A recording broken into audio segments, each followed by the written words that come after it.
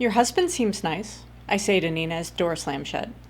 The dark, suspicious look returns to her eyes. Do you think so? Well, yes, I stammer. I mean, he seems like... How long have you been married? Nina looks at me, thoughtfully. But instead of answering my question, she says, What happened to your glasses? What? She lifts her eyebrow. You were wearing a pair of glasses at your interview, weren't you? Oh, I squirm, reluctant to admit that the eyeglasses were fake. My attempt to look more intelligent and serious, and yes, less attractive and threatening. I'm wearing contacts. Are you? I don't know why I lied. I should have just said I don't need the glasses that badly. Instead, I have now doubled down and invented contacts that I'm not actually wearing. I can feel Nina scrutinizing my pupils, searching for the lenses. Is that a problem? I finally ask. A muscle twitches under her right eye. For a moment, I'm scared she's going to tell me to get out. But then, her face relaxes. Of course not. I just thought those glasses were so cute on you. Very striking. You should wear them more often. Yes, well, I grab the handle of one of my duffel bags with my shaking hand. Maybe I should get my stuff upstairs so I can get started. Nina claps her hands together. Excellent idea. Once again, Nina doesn't offer to take either of my bags. As we climb up the 2 flights of stairs to get to the attic. By halfway through the second flight, my arms feel like they're about ready to fall off. But Nina doesn't seem interested in pausing to give me a moment to readjust the straps. I gasp with relief when I'm able to drop the bags on the floor of my new room. Nina yanks on the cord to turn on the 2 light bulbs that illuminate my tiny living space. I hope it's okay, Nina says. I figure you'd rather have the privacy of being up here, as well as your own bathroom. Maybe she feels guilty about the fact that their ginormous guest room is lying empty, while I am living in a room slightly larger than a broom closet. But that's fine. Anything larger than the backseat of my car is like a palace. I can't wait to sleep here tonight. I'm obscenely grateful. It's perfect, I say honestly. In addition to the bed, dresser, and bookcase, I notice one thing in the room I didn't see the first time around. A little mini fridge about a foot tall. It's plugged into the wall and humming rhythmically. I crouch down and tug it open. The mini fridge has 2 small shelves, and on the top shelf there are 3 tiny bottles of water. Good hydration is very important, Nina says earnestly. Yes. When she sees the perplexed expression on my face, she smiles.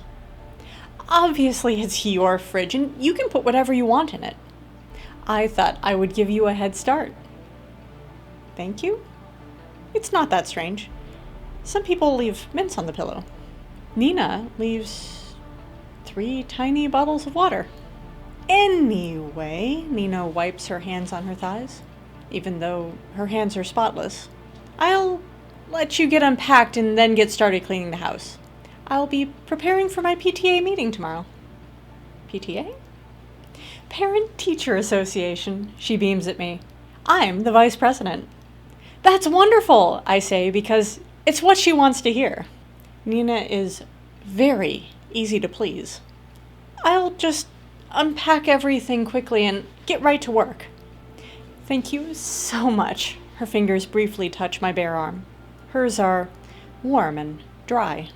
You're a lifesaver, Millie. I'm so glad you're here. I rest my hand on the doorknob as Nina starts to leave my room. And that's when I notice it. What's been bothering me about this room from the moment I first walked in here. A sick feeling washes over me. Nina, why? I clear my throat. Why is the lock to this bedroom on the outside rather than the inside? Nina peers down at the doorknob as if noticing it for the first time. Oh, I'm so sorry about that. We used to use this room as a closet. So, obviously, we wanted it to lock from the outside. But Then I converted it to a bedroom for the hired help, and I guess we never switched the lock. If somebody wanted, they could easily lock me in here. And there's only that one window looking out at the back of the house. This room could be a death trap, but then again, why would anyone want to lock me in here? Could I have the key to the room? I ask. She shrugs. I'm not even sure where it is. I'd like a copy. Her light blue eyes narrow at me. Why? What do you expect to be keeping in your room that you don't want us to know about? My mouth falls open. Nothing, but... Nina throws her head back and laughs. I'm just kidding. It's your room, Millie. If you want a key, I'll get you one, I promise. Sometimes it feels like Nina has a split personality. She flips from hot to cold so rapidly. She claims she was joking, but I'm not so sure. It doesn't matter, though. I have no other prospects, and this job is a blessing. I'm going to make it work, no matter what. I'm going to make Nina Winchester love me. After Nina leaves my room, I close the door behind her. I'd like to lock it, but I can't, obviously. As I shut the door, I notice marks in the wood. Long, thin lines running down the length of the door, at about the level of my shoulder.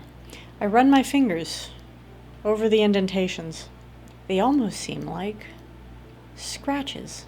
Like somebody was scraping at the door, trying to get out. No, that's ridiculous. I'm being paranoid. Sometimes old wood gets scratched up. It doesn't mean anything ominous. The room suddenly feels unbearably hot and stuffy. There's a small furnace in the corner of the room, which I'm sure keeps it comfortable in the winter.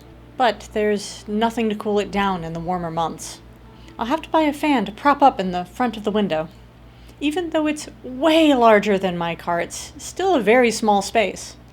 I'm not surprised they used it for a storage closet. I look around, opening the drawers to check their size. There's a little closet within the room, with just barely enough space to hang up my few dresses. The closet is empty, except for a couple of hangers, and a small blue bucket in the corner. I attempt to wrench open the small window to get a bit of air, but it doesn't budge. I squint my eyes to investigate more closely. I run my finger along the frame of the window. It looks like it's been painted in place. Even though I have a window, it doesn't open. I could ask Nina about it, but I don't want it to seem like I'm complaining when I just started working here today. Maybe next week I could mention it. I don't think it's too much to hope for to have one working window. The landscaping guy, Enzo, is in the backyard now. He's running the lawnmower back there. He pauses for a moment to wipe sweat from his forehead with his muscular forearm, and then he looks up. He sees my face through the small window, and he shakes his head just like he did the first time I met him. I remember the word he hissed at me in Italian before I went into the house. Pericolo. I dig my brand new cell phone out of my pocket. The screen jumps alive at my touch, filling with little icons for text messaging, calls, and the weather.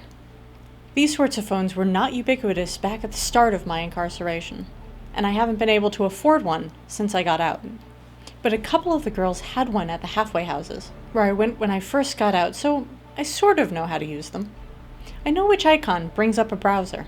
I type into the browser window, translate, pericolo.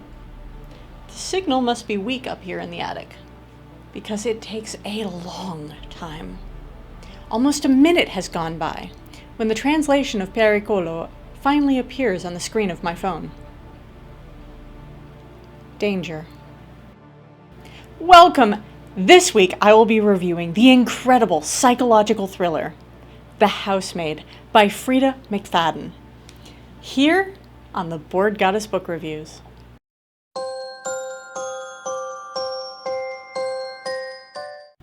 Hello, fellow bibliomaniacs, and welcome to another wonderful week here in my library.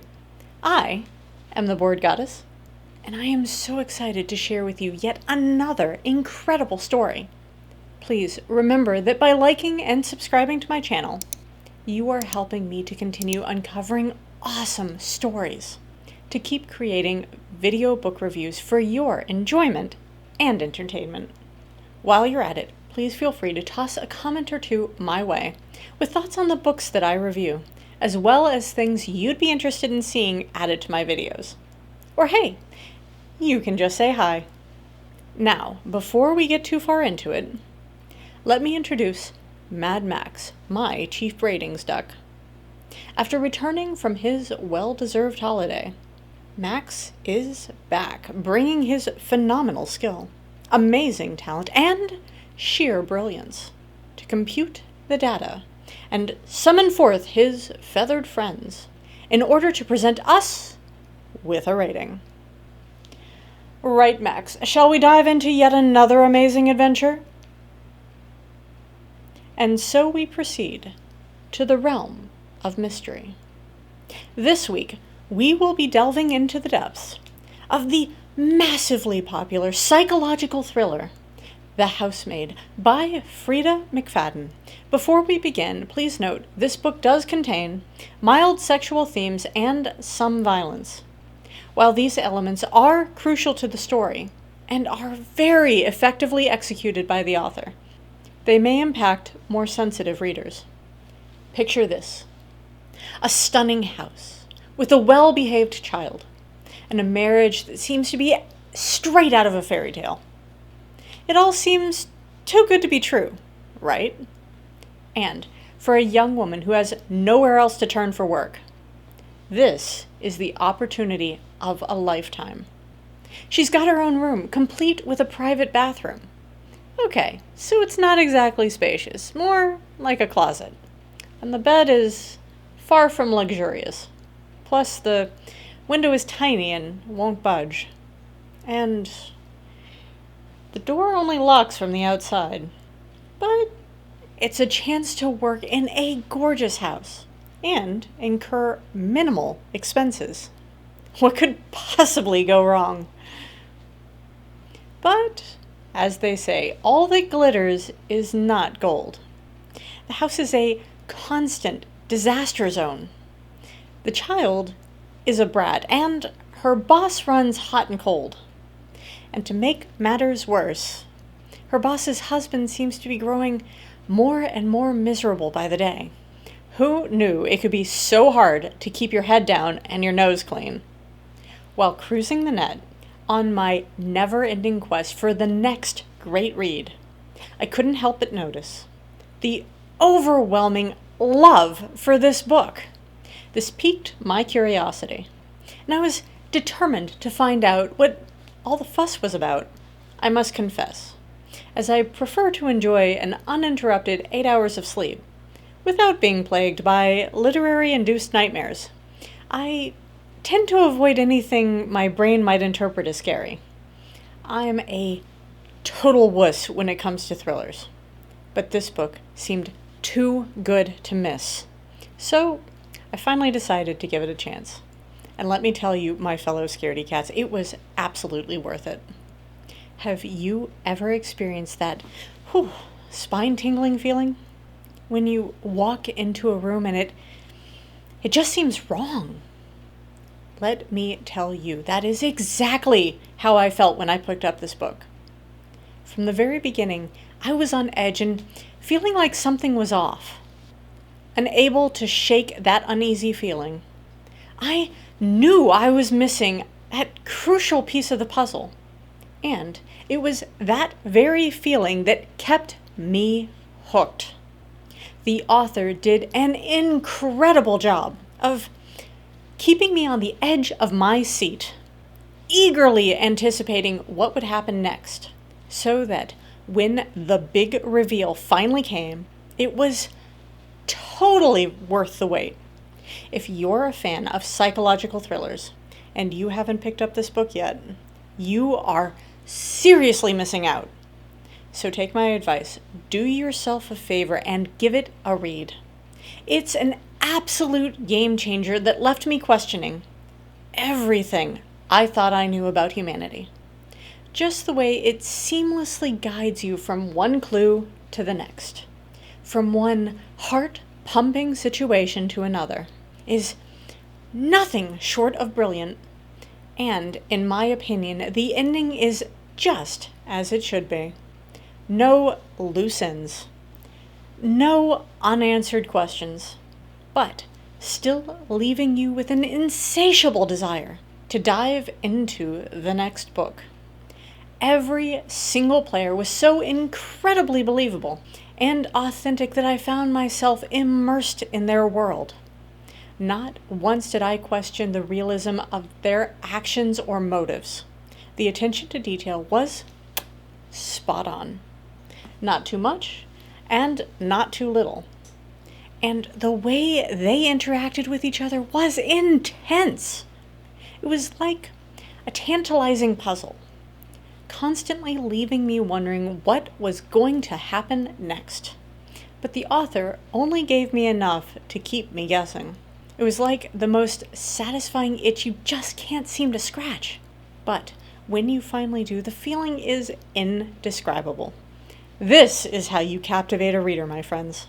So, if you're longing for a solid psychological thriller that will keep you engaged, don't hesitate. Get your hands on a copy and prepare to be hooked. You can thank me later. While this well-written page-turner had me picking my jaw up off the floor more than once. Those who want non-stop action might find the first half of the book on the slower side. While this is not a problem for those who are casual readers of mystery thrillers and revel in detail, as I do, hardcore mystery junkies who prefer a faster pace might find it a bit frustrating. All right, Max, it's that time everyone's been waiting for. Are you ready to rate this shocking treat of a book? I entirely agree, dear Max. Due to the incredible story, fantastic characters, the eerie yet enticing psychological thriller, The Housemaid by Freida McFadden, is awarded our highest rating possible. 5 ducks. I have linked to the Amazon affiliate page for this book below. Please do check out this and this talented author's other amazing books. Have you read The Housemaid? Let's discuss it in the comments, or in my Discord, also linked below. I am there every day, and looking very forward to building a community of like-minded indie book admirers. My video review schedule for 2023 is currently completely filled, but I am now reserving places for 2024. So, if you are an author of an indie book who would like me to do a video review of your work, please submit a request on my website, theboardgoddess.weebly.com. The link to the page is listed below. If you are a reader and have a favorite little-known, self-published novel you would like reviewed, please feel free to leave a request for video review for readers on my website. Should I choose the book, I'll give you a high five and the review. The link to the form page can be found below as well. I am also on Instagram, Goodreads, Facebook, and X. The links are there. When I don't have my nose in a book, I am always up for a book chat, or just saying hi. Also, this is thirsty work. So, if you wish to send me a coffee, you can find the link listed below as well. Every little bit helps me to keep making more video reviews and keeps me sharing more of the incredible indie books out there. So guys, that's it for now. Thank you so much for hanging with me. Adios till next Wednesday. May your day be epic, and may awesomeness follow you like a sad puppy needing hugs. See you next time. Bye.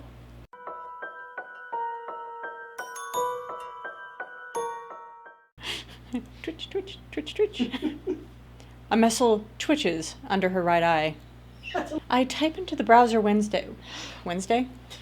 I type into the browser Wednesday, as well as thingies. Thingies? Who knew it could be so hard to keep your nose down, or your head down, and your nose down and your head clean